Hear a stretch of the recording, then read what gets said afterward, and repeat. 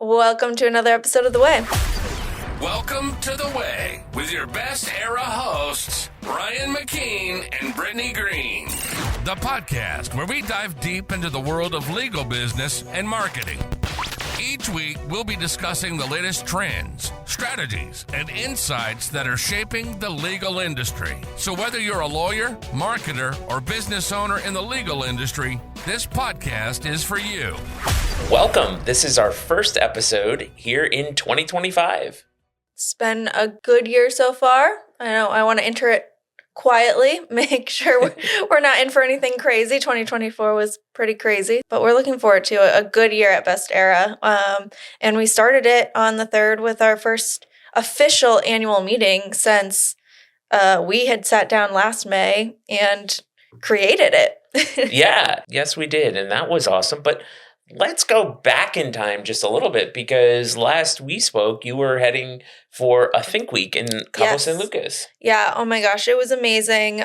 Spoiler alert, the book I will certainly mention at the end of our episode, as we always mention something we're reading, watching, is Unreasonable Hospitality by Will Guidara. I spent my Think Week reading that, and this was an amazing trip, not just because of the place I was in, which was Nobu Resorts and our residences in Cabo San Lucas.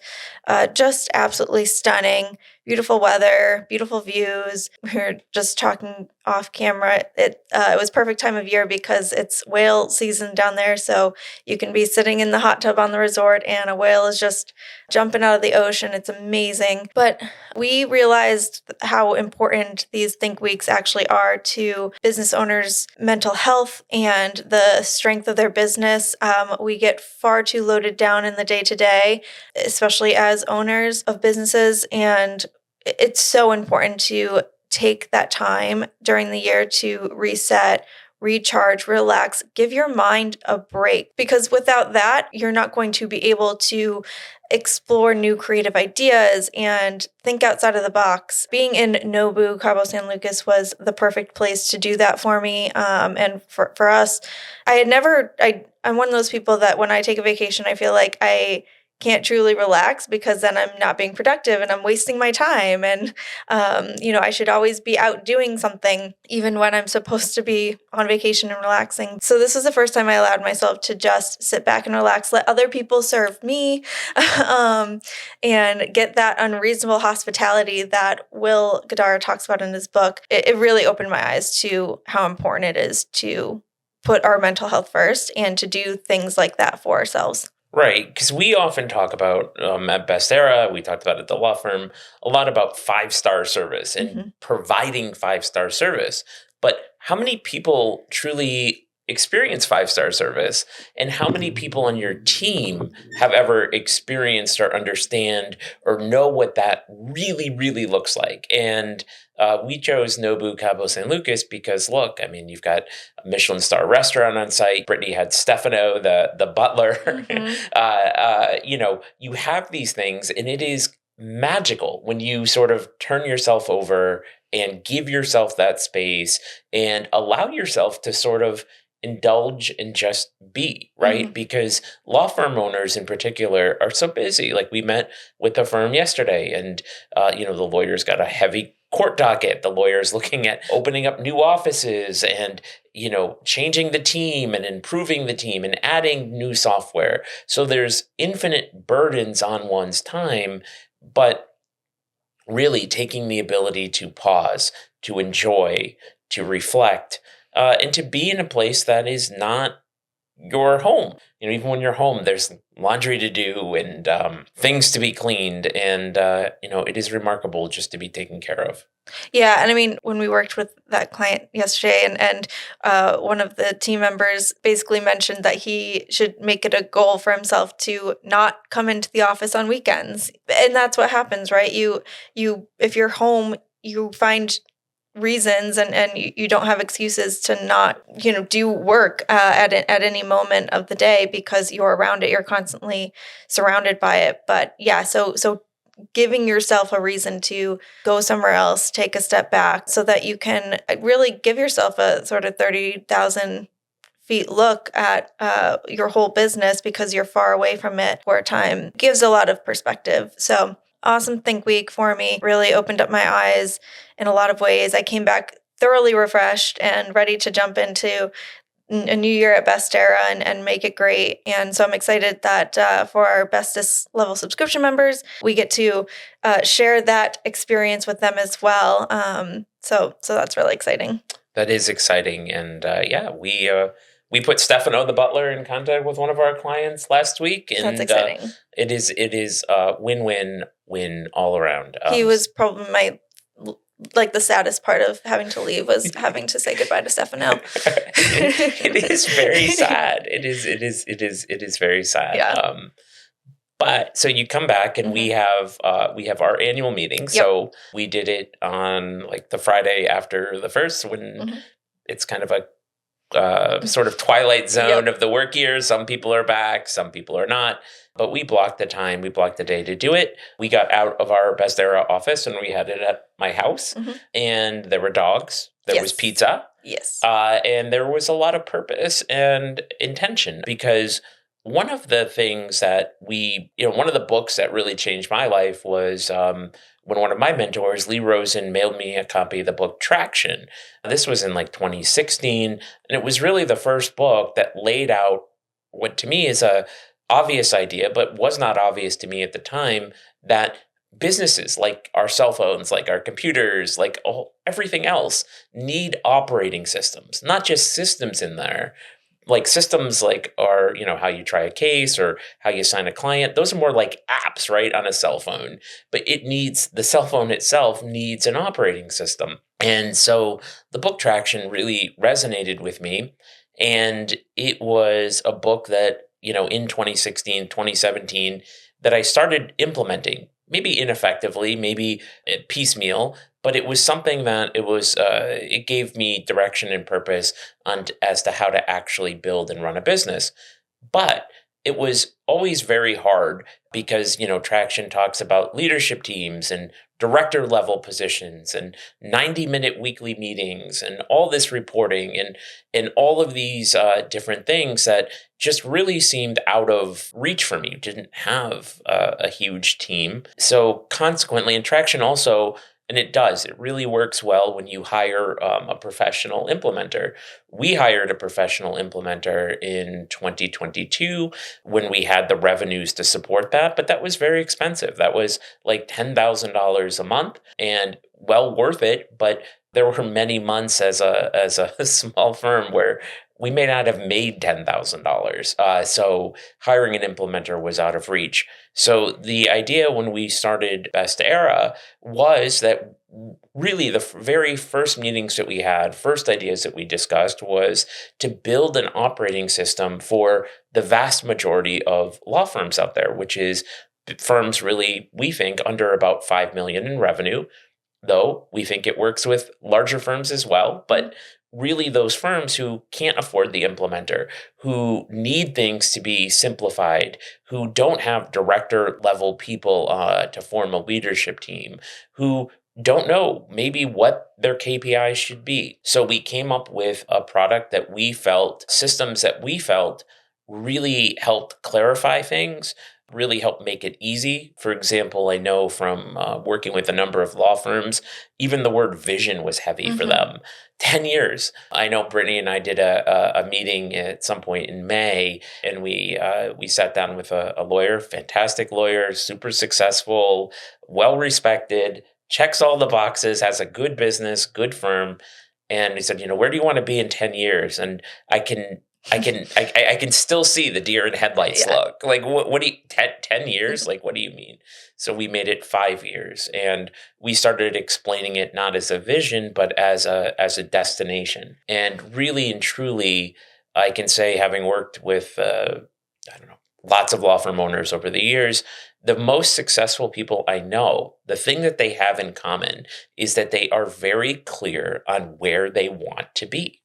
They're clear at where they want to be 5 years from now, a year from now, 3 months from now, tomorrow. And that is really what allows their firms to gain a lot of traction, to grow, to sustain and thrive. So when we started working on the way, we stripped away the things from EOS that were like, this doesn't work. We added a few new things. We put our twist on some things, and we started working with firms and developing it as we were writing the book and tweaking it to make it accessible. And I can tell you, like, it has been successful beyond even like my wildest dreams for it. Firms are responding so favorably. Mm-hmm. People are reading the book. We also made the book 40 pages. Right. So like it is readable, like there's not a lot of fluff in there. It's actionable. And really the only thing that you have to buy, we will mail you a copy of the book for free. Mm-hmm. The only thing that we recommend you buy is a subscription to 90IO,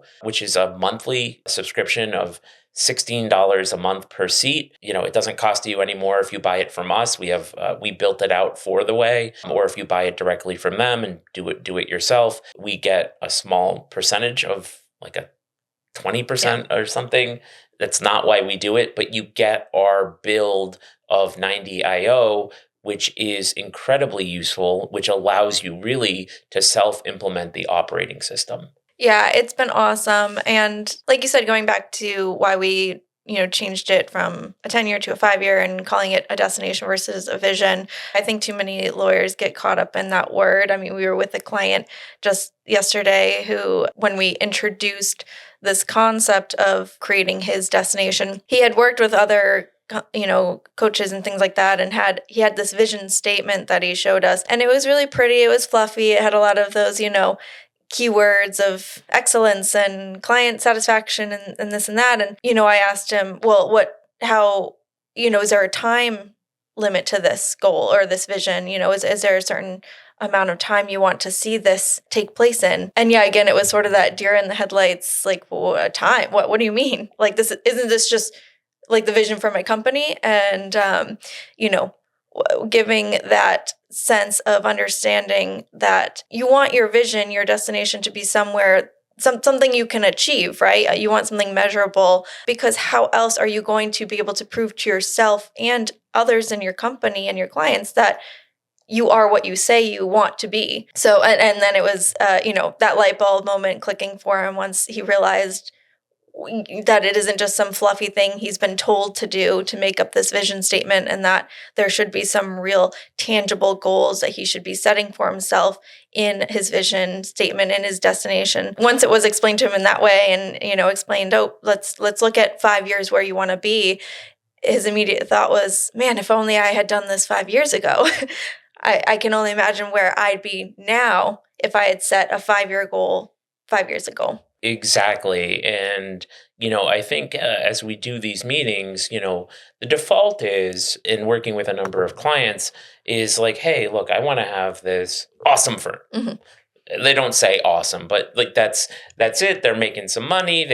They are doing some good legal work. They work with people that they like. They're not worried about paying their bills. And that's sort of the vision. And it's really where I think our team excels, where it's like, we're going to call you on that and challenge you and say, hey, look, I want it to be so specific that it's like, I'm going to be in Paris in April 3rd, 2025, from April 3rd to the 10th. I'm going to be staying, in the 2nd district, and I'm going to be staying at the Hyatt, and I'm going to be having, I'm going to go to Versailles on the Tuesday. I'm going to go to Normandy on the Thursday. I'm going to walk up the Eiffel Tower on a Wednesday, and really getting that granular and specific as to what it is that you want from where it is that you want to go. And I think that's a hard thing for a lot of lawyers to think through and conceptualize. However, like, that is the work that allows us as consultants to work backwards, because to me, like, there's no wrong destination. There is your destination. You want to be the biggest firm in the country. Good. You want to be, the biggest firm in your city. Good. You want to be a small town lawyer, serving rural communities in Vermont. Awesome. We can work with you, but we just need to know, you need to know what it is that you want to be, because the real trick in business, Brittany, is going from reactive mode to proactive mode. And so often, look, lawyers start out and they don't have money. They're worried nobody's going to hire them. So they take cases, and it does work. Like they're able to do it, but it's constantly reactive. Oh, somebody's got this, somebody's got that, this, that. And it's a hard thing to do, to start playing some offense in your business and to start saying, no, yes, I'm doing this, and yes, I'm getting hired, but here's really where I want to be. It's a different mindset.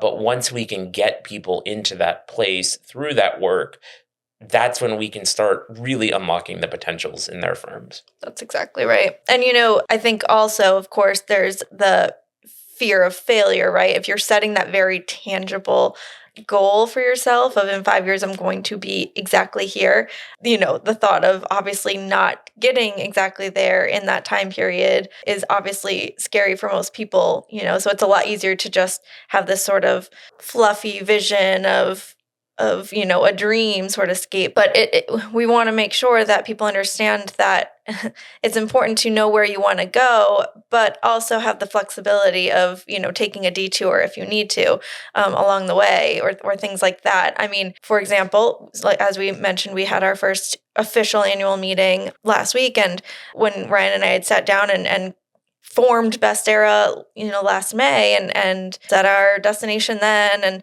set some yearly goals, things like that. And we came back for this really first official annual meeting and we realized, there was some things we had set out originally and we hadn't gotten to them yet, even though we said we were going to get to them by the end of last year.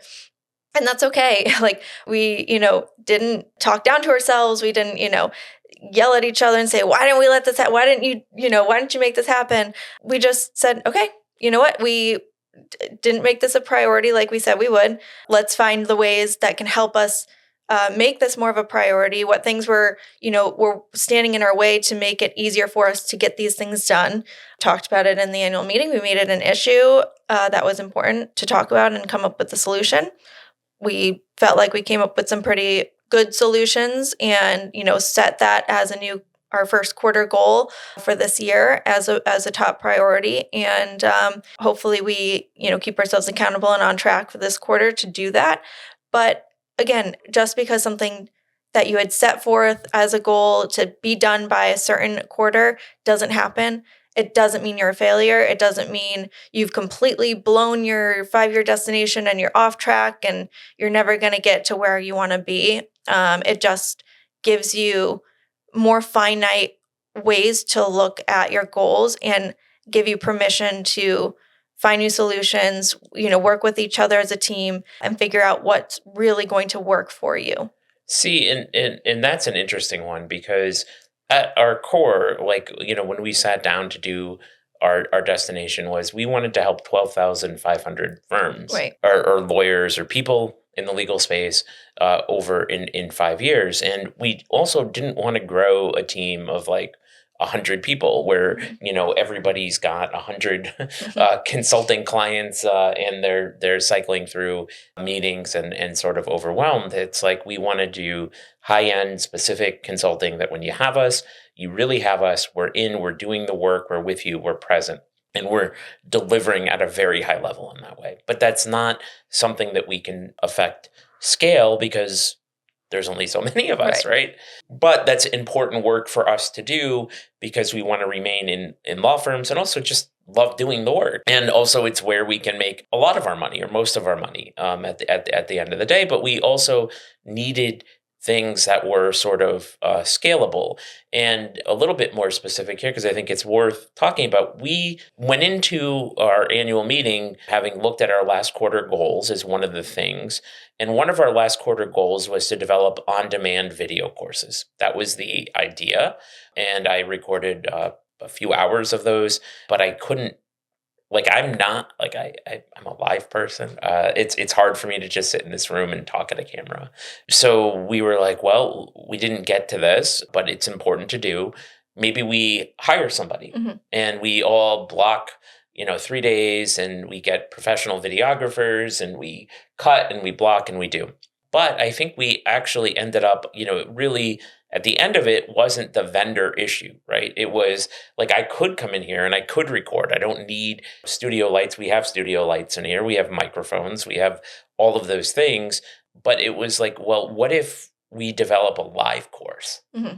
What if we say, look, April 1st to July 1st, going to be, 15 weeks of Ryan teaching the way Basecamp is what we're going to call it, where we take a limited number of students. We have a curriculum just like I teach at UConn Law, and we go over and we work, and I teach that way, right?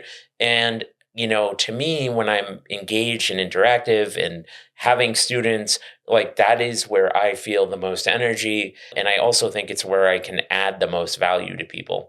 So we decided to shift from, sort of canned video products into online courses. And I really think with, like a semester, course starts March 1st, goes to April 15th, 6 weeks, improve your marketing kind of thing. And I think it's actually an idea that adds more value to our audience. I think engages us in a way that we enjoy. Who knows how it ultimately works, but Right. but I'm optimistic about that. We at least came up with a solution for now, right? If it works, it works. If it doesn't, we, go to our next quarterly meeting and say, all right, here's what we need to maybe think of a new solution for again. But as long as you're taking some sort of action, that's what matters. And the other thing that we did, and business is a lot about speed, and it's about how fast you can make important things happen, which requires prioritization, but it also requires clarity. So one of the things that we did, and I encourage any firm out there to do, is to set revenue projections, Mm-hmm. right? And then what we do, it's so simple. We look and we say, here's what we made last year. Here's what we think we can make a month. Here's what our expenses are. Let's come up with some percentages. So we were able to carve out, say, a marketing budget Mm-hmm. as one, and we set it for 10% of our anticipated gross revenue for this year. And when we had that number, we know exactly a month what we should be spending on marketing. And that allowed us to say, you know what, let's hire this website vendor to really help us grow our web presence. We think that that's important. We're going to allocate a third of the spend to that. Mm-hmm. And, we've got these other things that we want to do as well that Brittany and I, as a marketing team, are going to sit down this week and then really try to map out our marketing planning based upon the budget that our leadership team gave us. So that kind of clarity, I think, can really help an organization, because it was like, nope, this fits right here. This does make sense. This makes sense from a perspective, and it's not just guessing. And we reevaluate those numbers on a weekly, quarterly basis, Mm-hmm. see how we're on track, off track, if we need to spend less, spend more, but it's at least gives you something to work from, as opposed to just like, well, I think I have the money, I don't know. And we've seen law firm owners like delay these decisions because they just don't know. They don't have the clarity. And I know from having grown and scaled a business, which is why we're actually working with this vendor, this is the kind of thing that I wish I had done sooner, because I know that making these investments are things that are going to pay off, and I can't go back and get time 5 years from now. Right. That's exactly right. Well, I encourage everyone who's been listening to, if you haven't already this year, do an annual meeting. If it's your first one, it's going to be great. Make sure we drop a link below in the description for how to get a free copy of The Way, so that you can read up on that first if you want and follow along for your annual meeting. I think it can do a lot of good. And, funny enough, I think this can transfer to not just law firms. My husband actually took our advice on The Way operating system and used it for his team. He's a head coach at a university for their track and field and cross country program. And, after I was explaining our whole process and everything, he thought, wow, that actually would work really well with my team. I need to get them to all be aligned on a common goal and vision and stuff for our team. So I'm going to use that. So he just had his first annual meeting yesterday too with his team, and he said it went great. Everyone was super receptive to it and got re-energized for their team too. So if you're happen to be someone who's not a law firm owner listening to this, hey, get a free copy and see if it works for you too, because it just might. It does. It works for any business. And the truth is that we are in the law firm space. So marketing it to a niche audience is better than marketing broadly. Exactly. However, yes, it would work in any small business. I think that the principles are the same. One of the other things that is interesting is because these meetings do have a cadence and a structure to them, is that they really begin with celebrating wins. So people feel good. But I also love the trust exercise because I think several people on our team heard things that they didn't necessarily know that they were seen a certain way. Yeah, absolutely. And valued a certain way. So I really think I'm not going to talk too much about it. Just get the book, and you can get it on Amazon. If you don't want to give us your email or address, it's like $9.97 on Amazon, or we'll send it to you for free. Put the McKean children to work doing that. But the trust exercise, I think, is powerful, and I actually think we spent probably a lot longer on the trust exercise than I would have anticipated, because it allowed us to get to some, I think, core issues that allowed us to make our strategic planning that much easier. I agree, especially since 2 out of the 4 of us this was really our first time in a leadership meeting. When I was at the law firm with you, I obviously wasn't actually inside the leadership meetings at that level yet. So, I had never participated in that way. So, and again, similarly with our other team members. So it truly did build that trust that we were looking for, to especially for our other team member who had always just come from an employee side of things, to really believe she was not just seen as an employee anymore. She was seen as a valuable member of the leadership team, have that confidence to share and build with us. Yeah, and and this is something too, we opened up our books. Right. And we put our profit and loss. Yep. We put our QuickBooks up on my 65-inch TV and, went over where we were spending money, where we were making money, how much money we were making or not making on different things. But I think that level of transparency can build a lot of trust, and I think it's sometimes with law firm owners, they're reluctant to show that because all I can tell you is that if you're a law firm owner, especially if you're a growing law firm owner, the financials get really complicated. People may misinterpret them, but I think it's important that it's explained to key people on leadership team, especially as to how the business is actually doing, as opposed to just having them wonder. Because I actually think that the assumptions get made the other way, which is that law firm owners may make 5 times what people may think they make 5 times what they actually make, or they may think that the business isn't in a good position when it in fact is. For example, say you may have to make some changes. People may worry, anytime that there was any sort of changes, people worried, is the firm doing well? Those kinds of things.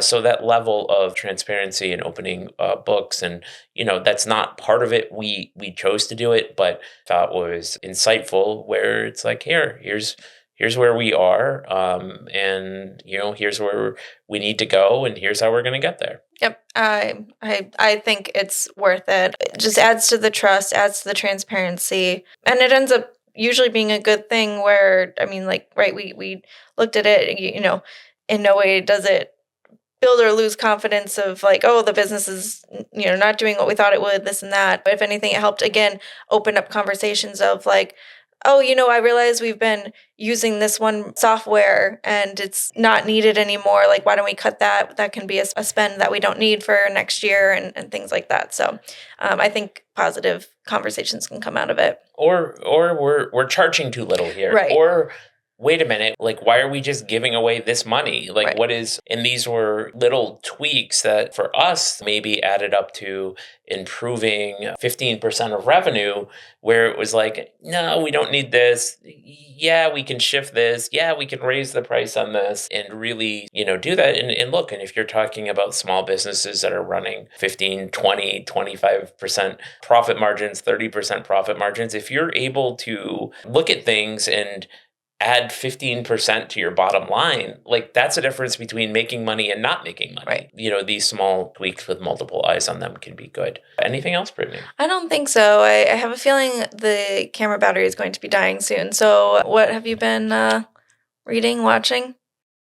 Oh, what have I been reading, watching? I started watching the Wu-Tang series Nice. on Hulu. I am not through it. I think I'm through 3 episodes, and it is very good. Good to know. Very I know our team member Marissa will also, I'm sure, be watching that. I probably won't. But I'm glad it's good. It's good. As I mentioned earlier, of course, I had been reading one of my last books on my Goodreads list here for 2024 was Unreasonable Hospitality. Honestly, flew through it. It was a great read. Will Guidara was a great writer for it. He really explains things really well. If any business should read Unreasonable Hospitality, I think it is such an important thing to understand and appreciate the client experience. Was just eye-opening. I think we always really led with client experience at our old firm. I hope we are still continuing to do that with Best Era, and our clients feel that way. That is ultimately our goal. And yeah, it just got me really excited reading it and all of the thoughts that came into my head from reading it. And it's exciting too, because it's actually a little Easter egg sneak peek of something we've got coming up pretty soon, and I'm excited for it. Yes. Yes. You know what else we got for our little podcast studio here? What did we We get? got this big, We did. elderly person clock. Yes. Like big letters, but it looks like a studio clock. Yeah, no, it's And- important to have, because otherwise we keep rattling on and Lose track of Yeah. time, and you're in sort of a vortex. So we can post that if you're doing any sort of recording. We can Yeah. post that in the show notes. It's like a big giant elderly person clock on our wall, and it is time to go. It So is. till next time. See ya. Thanks for joining us on this episode of The Way with Best Era. Be sure to visit our website, bestera.io. From there, get more resources, insights, and to connect with us directly.